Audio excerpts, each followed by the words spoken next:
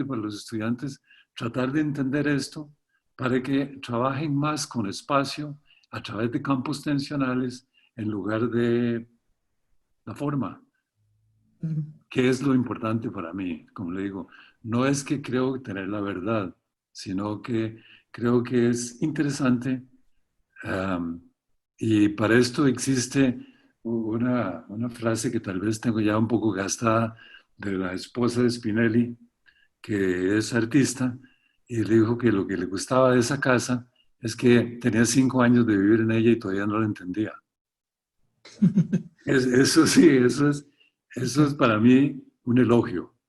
Esa casa es impresionante en realidad. Sí, es un elogio, pero hay mucha gente que trabajó conmigo en esa casa. No es un logro individual o algo así. Lo que sí es una cosa individual es la búsqueda de la rotación de los 4 triángulos para crear la rotación del teatro griego. Si vos seguís con el teatro, por ejemplo, y haces rotación de 3 triángulos equiláteros, 5 triángulos equiláteros, llegás al teatro italiano, romano.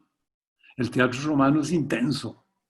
Entonces, la rotación de 5 triángulos equiláteros hay una intensidad bárbara. Es decir, tanta intensidad en una arquitectura te vuelve loco, a mi juicio. Yo creo que es demasiado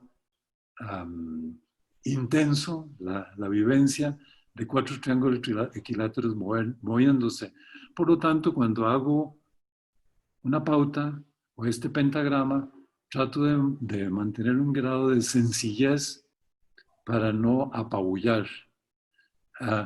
Creo que es interesante cuando el pentagrama está en movimiento y no es una cosa estática de 5 líneas donde el movimiento se da por pelotitas con rayas y un rabito, que son las notas musicales del músico.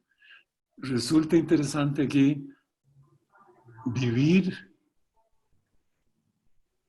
el campo tensional buscando que ciertos elementos en la estructura portadora de la forma, hablo de la estructura portadora de la forma como lo toma teoría de campo, Marcoli, del campo intuitivo.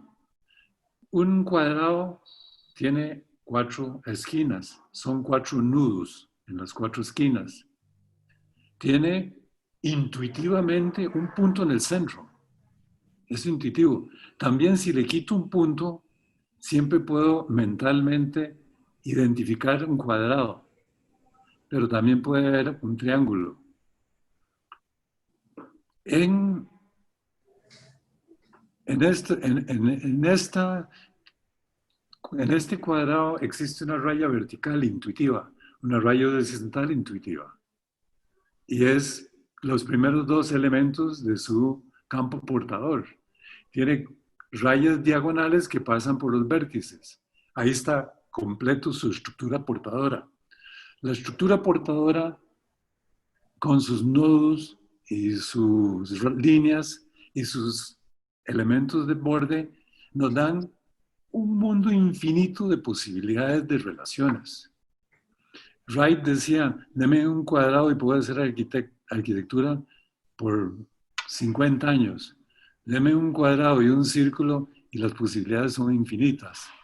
Si uno entiende y maneja la geometría como lenguaje, es decir, como algo que no es estático, sino con lo cual se puede crear formas, tensiones, movimientos, relaciones, etcétera, empieza a entender que hay tensiones entre los diferentes elementos.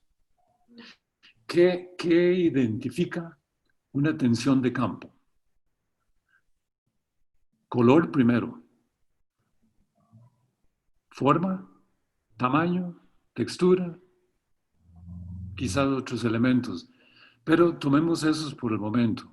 Y las características físicas. Sí, claro, es decir, si yo tengo 3 o 4 figuras triangulares en el espacio, esas 3 o 4 figuras triangulares se tensan entre sí porque son semejantes. Pero si de repente tengo dos triángulos más grandes y uno pequeño, ¿qué es dominante? El tamaño. Pero entonces meto un cuadrado de ese mismo tamaño. Por tamaño se tensan en un campo, por forma se tensan en otro campo. Ahora le voy a meter color. Entonces de repente hay 3 triángulos rojos y 4 triángulos con textura. Empieza a haber diferentes campos tensionales en movimiento. Si uno habita eso, el espacio está en movimiento. Buenísimo. Sí, Sí, claro. entonces estoy hablando simplemente de teoría de campo, estoy hablando de Marcoli. Lo que pasa es que cuando uno lleva esto a Bergson, Bergson tiene la filosofía intuitiva más elaborada que existe, de acuerdo a filósofos franceses contemporáneos. Es la teoría más elaborada. Es más, Bergson discutió con Einstein sobre la posibilidad de espacio-tiempo. Y a Einstein no le dieron el premio Nobel por espacio-tiempo, sino por otra cosa, debido a Bergson. Bergson era el filósofo más importante de su época. Es interesante leer a Bergson sin que uno esté de acuerdo en todo lo que plantea, porque el tiempo ha evolucionado tanto que las cosas son un poco diferentes y la percepción que uno tiene del espacio-tiempo einsteiniano, y si uno se va al espacio-tiempo de la física cuántica, Dios mío, la cosa se complica mucho. Pero yo creo que uno necesita en el inicio, para la arquitectura contemporánea, para que se viera cómo se veía el espacio, espacio-tiempo. Yo me ubicaba en diferentes puntos del espacio y veía para diferentes partes y a través de la memoria hacía las relaciones de un lenguaje. A través de las articulaciones del espacio, los diferentes tipos de articulaciones, empezaba a entender cómo el espacio se relacionaba o tenía un lenguaje en movimiento, en una dinámica. Y esa cosa, debido a mis múltiples posicionamientos dentro del espacio, podía darle lectura. Esa lectura es espacio-tiempo, cuarta dimensión, memoria. Ahora, para yo percibir el mundo, según Bergson, lo percibo a través de la memoria. La memoria está antepuesta a la percepción. Yo percibo por los recuerdos que tengo de las cosas, pero hay diferentes categorías de percepción. Una es la necesidad. Yo necesito percibir algo y percibo los elementos que necesito por la percepción. Hay otra que es dolor. Hay una percepción de angustia, de tristeza, intensamente emotiva. Esa percepción también va antepuesta. Entonces, hay varias categorías más que si nos metemos ahí, terminamos hablando más de cómo se llama, la psicología de la percepción que de las intenciones que buscamos en el espacio. Pero si yo inicialmente, a través de Einstein, percibo el espacio por cambios de posicionamiento, la arquitectura contemporánea acepta en ese momento que espacio y tiempo sean de la misma naturaleza. Y no son de la misma naturaleza. Si yo acepto entonces que no son de la misma naturaleza, puedo utilizar el espacio y el tiempo entendiendo sus diferencias de comportamiento, sus diferencias en cómo los utilizo en el espacio. Por lo tanto, la geometría, entendiéndola y acercándola un poco más hacia una percepción de duración, a una percepción ¿cómo es? de, de, de, de elementos que están en movimiento en el espacio, que no se quedan en un lugar, sino que las relaciones dinámicas entre las partes se mueven por diferentes valores de tensión. El campo tensional para mí es muy importante en esto. Yo creo que uno puede utilizar otros elementos en las configuraciones aparte de los campos tensionales. Me ha resultado mucho más interesante utilizar los campos tensionales que utilizar, por ejemplo, ritmos o frecuencias. Ritmos y frecuencias creo que podrían conducirlo a uno a diferentes formas de ver el espacio, pero entonces empieza uno a perderse en la relación tan clara que permite el campo tensional que viene de el color en blanco, que es el papel en blanco, que es aquello de mirar aquello y como no saber qué hacer. Eso no existe. Wright tenía tres configuraciones muy claras, que era la primera, el hogar donde se reunía la gente alrededor de la chimenea. Todo irradia de ese hogar. Todas las casas parten de esa configuración o pauta. Las diferentes configuraciones vienen de esa pauta. La segunda pauta de Wright es para edificios públicos. Cuando hace edificios públicos, hace un patio central, que es el lugar donde se encuentra toda la gente. Claro que el coronavirus está cambiando todo esto. Sí, ahora sí. Hay que replanteárselo. Me parece exquisito. Pero ese espacio central es el lugar donde se agrupaba la gente. Y la última es para torres o edificios altos, que es una cruz, las raíces de un árbol, porque él parte de lo orgánico. Entonces, su primer pensamiento es orgánico. Su segundo pensamiento es que tiene configuraciones. Ahora, para poder yo hacer y diseñar un edificio, tengo una lista de necesidades como punto de partida. Esta lista de necesidades me la da el cliente o a alguien que estudió el problema, te dice que necesito tantas habitaciones o tantas oficinas, tantos baños, tanto de esto. Eso no es un programa. Es una lista de elementos que tienen que ir incorporados en esto. Entonces, ¿qué hace, cómo se llama este arquitecto japonés?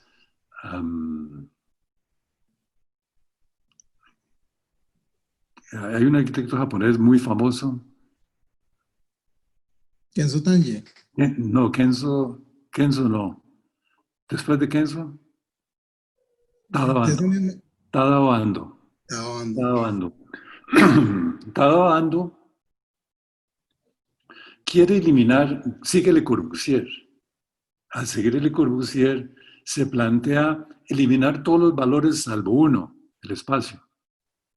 Perdón.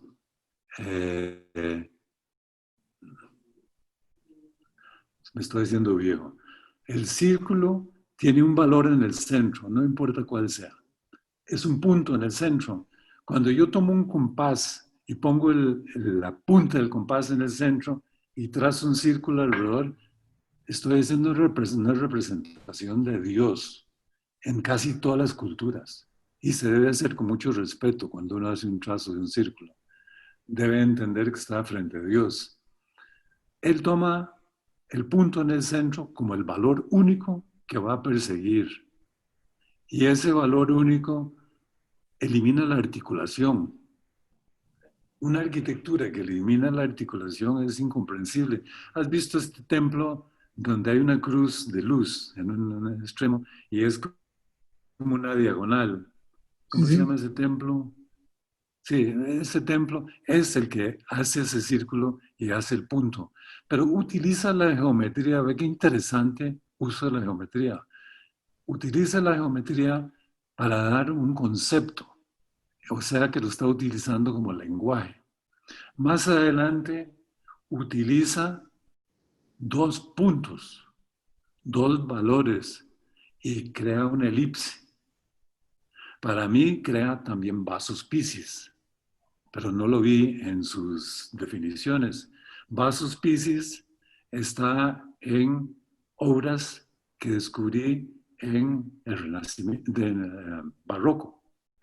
El vasos Piscis es cuando dos círculos se trasladan así y pasan por el centro, el punto central, cada círculo.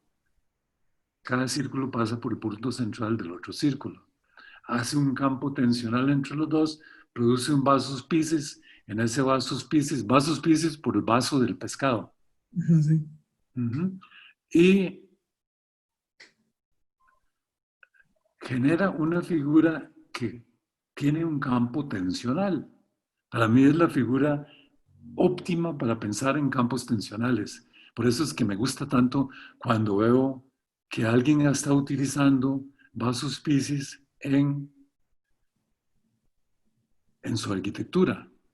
Ahora, si uno persigue vasos Piscis hasta ¿dónde? Hasta Egipto, el ojo de Osiris es un Claro. vasos Piscis. Es impresionante y yo creo que ahí puede uno ir a tres, y tres círculos es el enlace de tres circunstancias diferentes que generan un campo tensional mucho más complejo. O sea que el punto en un círculo se puede utilizar como lenguaje. Y cuando se utiliza como lenguaje es porque hay un entendimiento de la geometría como algo no estático, no en un solo lugar, en una condición perpetua, sino que está en continuo cambio. Está siempre siendo diferente a lo que es siempre diferente a sí mismo. Y el ser siempre diferente a sí mismo, entendiendo la geometría dentro de eso, te da la posibilidad de buscar cómo utilizar la geometría para crear en el espacio de una obra las relaciones dinámicas entre el usuario y las diferentes partes de la obra. El usuario siempre se va a trasladar, siempre va a tener memoria, pero son muchas memorias. Y la memoria mía de algo se modifica cuando yo observo algo, se enriquece con ese algo nuevo que acabo de introducir. O sea, mi memoria pasada se volvió más compleja con lo nuevo, con lo que le aporté. Mi memoria pasada, dependiendo si tengo dolor o si pienso funcional o si diferentes aspectos de la memoria entran a modificarla, observo las diferentes cosas de diferentes maneras.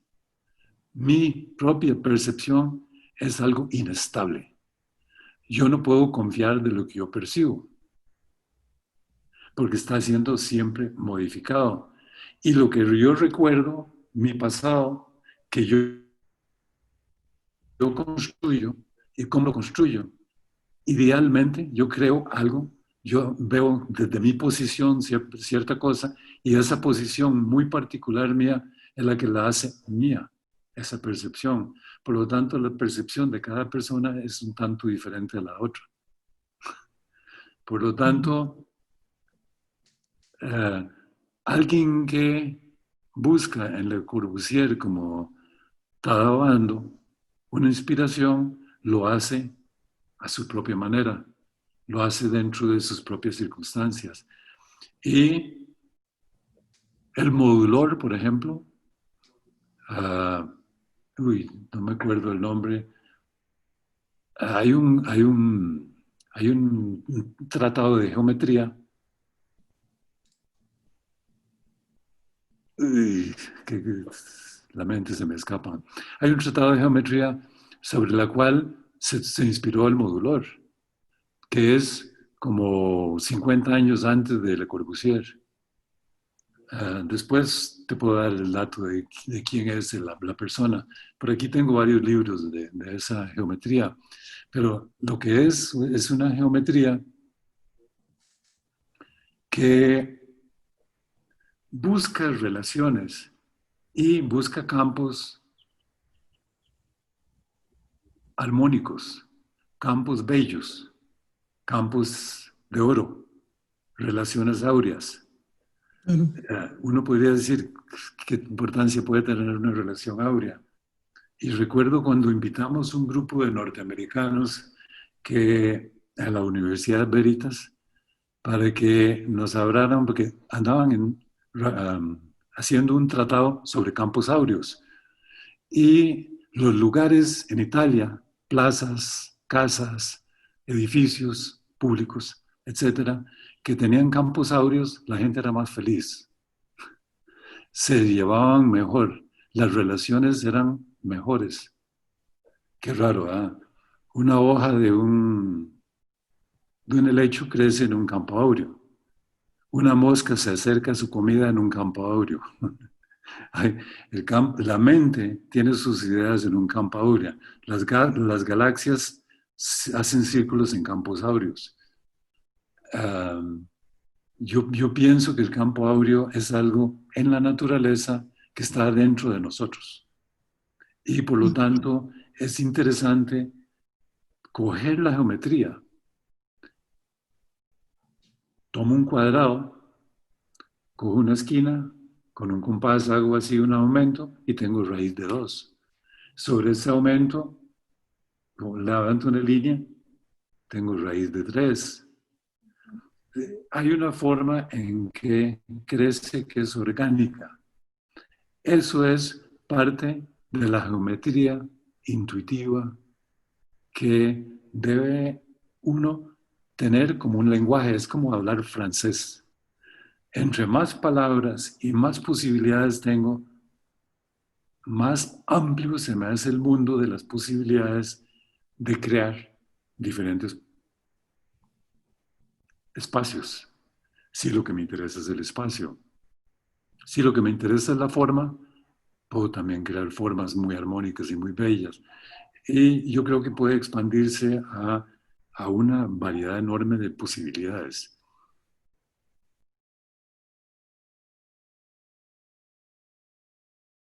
De linealidad. ¿Qué es linealidad? Linealidad es el pensamiento mecanicista. ¿Sabe lo que es el mecanicismo? Piezas y partes. El mecanicismo es ver como un motor la realidad, que está todo fragmentado. Hay un libro de Bergson que se llama Pliegues. Es una nueva cosmología. En Pliegues, él dice que todo se pliega, se repliega y se contrapliega, pero que todo permanece unido.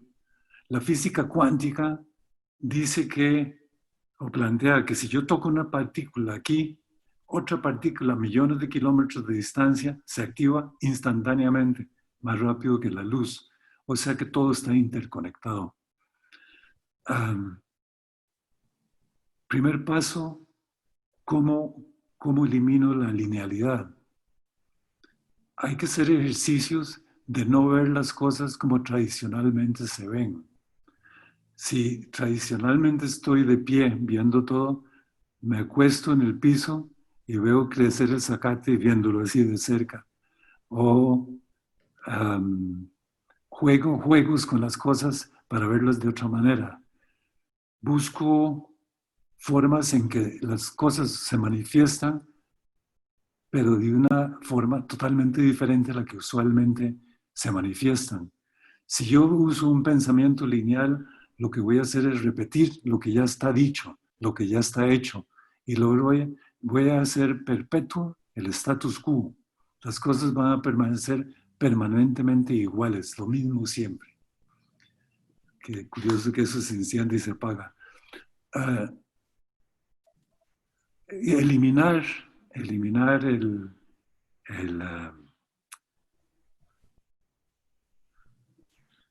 la linealidad implica también activar la intuición, pero no es intuición gratuita, liviana y ligera, de repente, me asombro. Es entender el lenguaje geométrico desde el campo intuitivo. Es entender el pensamiento de la intuición desde la filosofía de la intuición. Es entender que la intuición es mucho más compleja y sofisticada que una eureka.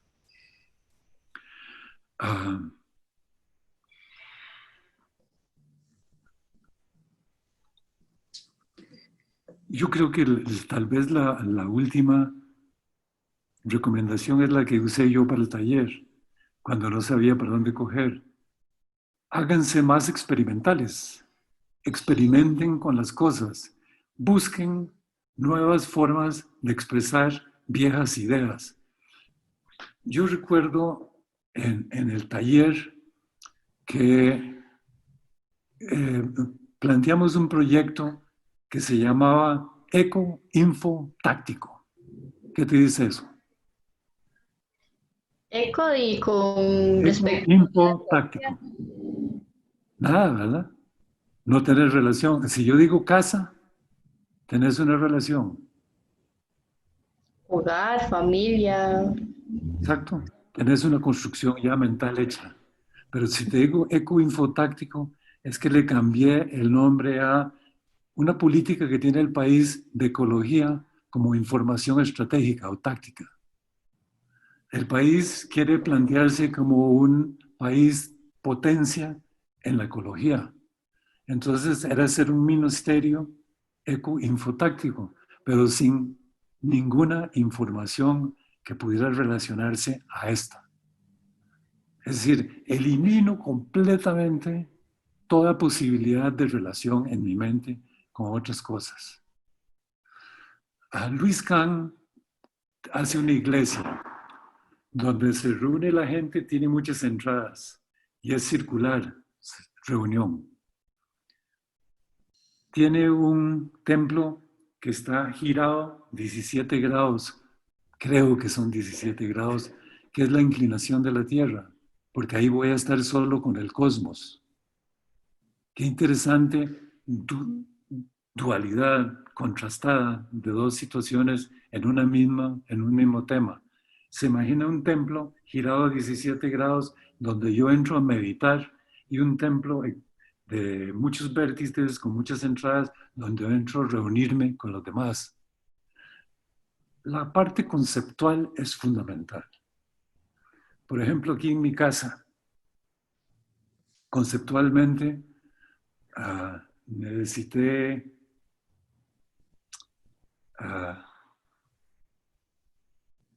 algo que hiciera la casa más intensa a nivel vivencial, que me dejara siempre sorprenderme de algo. Y siempre pasa. Me está pasando como en la casa Splee. Nada más que aquí, ¿qué pasa si cojo un lápiz o una rama y la quiebro? ¿Qué pasa? Toda la energía se concentra y ahí donde tengo las manos agarradas se permanece estático. La casa es eso. Toda la energía se concentra en una grieta de luz. Hay rampas, hay escaleras, hay todo en ese espacio, haciendo que, gracias, haciendo que las experiencias de transitar por ese espacio siempre es de máxima energía, como la ruptura. Ok, tengo entonces un concepto basado de quebrar una rama. Cuando estaba haciendo la casa para el director de la Veritas, Sasso, cogí un triángulo, pauta, y alrededor del triángulo roté cubos para crear un movimiento de rotación alrededor de un triángulo. ¿Por qué el triángulo? Porque el triángulo es una figura de 3 puntas, es mucho más tenso que un cuadrado es más estático, y la rotación de un cuadrado alrededor de él es un movimiento de formas que estoy construyendo funcionalmente en el espacio. Esas formas no nacen de nada. Tengo un programa, él me dice, necesito una sala, necesito un comedor, necesito tantos cuartos. ¡Pum! Tengo un terreno, el terreno te mide tanto. Tengo accidentes geográficos, piedras, ríos. ¿Qué se hace con todas esas cosas? ¿Qué se hace si eso fuera un conjunto de vivienda para gente pobre? Tienen que hacerse el mismo ejercicio. El grupo de viviendas se organiza rotándose, multiplicándose, tiene escuelas, tiene aprendizaje incluido, tiene trabajo incluido, y todo eso se mueve como una unidad. Eso es pensar diferente. Es pensar dejando atrás que hacer una casa es hacer una casita, como el presidente, ¿cómo se llama? Oscar Arias dijo, voy a hacer casas. Y todo el mundo, el IMBO empezó a hacer casas. Y nadie puede vivir ahí, son lugares que ofenden. No hay donde comprar nada, no hay donde jugar, no hay escuelas, son caseríos. ¿Por qué? Porque carecen de complejidad. La complejidad es importantísima, pero ¿cuál complejidad? No la repetición de la anterior, es lo nuevo, lo experimental, cambiar lo que yo pienso por un nuevo pensamiento. ¿Sí? Fantástico.